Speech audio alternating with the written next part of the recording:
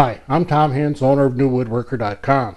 Over the years, I've posted thousands of photographs and hundreds of videos that show cool tools and things we can do in woodworking. But some of you are focused on this clamp rack that often appears in the background. Some of you even made a petition and sent it to me. I give up. Here's the information on this clamp rack.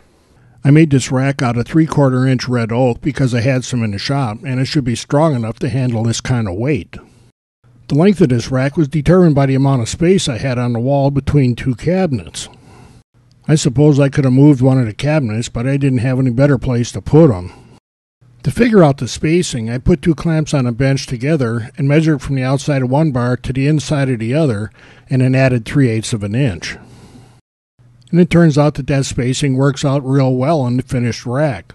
The clamps go in easily and they don't rub against each other. But they are close enough that I can get 24 clamps on this one rack. I settle on slots that are 3/8 of an inch wide and 3 1/8 inch deep.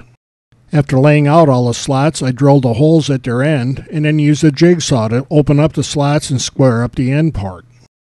The depth of the slot keeps the clamps very secure, and they don't come out unless you want them to come out.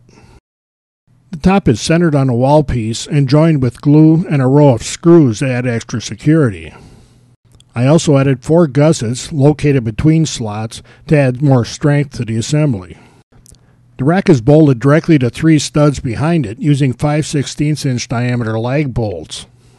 Lag bolts are 4 1/2 inches long, but remember that they have to go through 3/4 inches of wood, 5/8 inch of drywall before they ever get to the studs.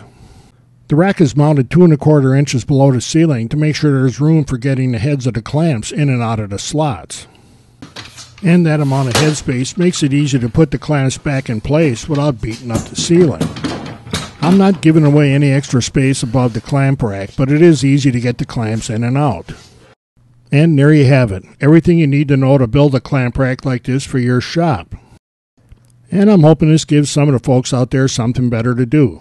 A petition? Really?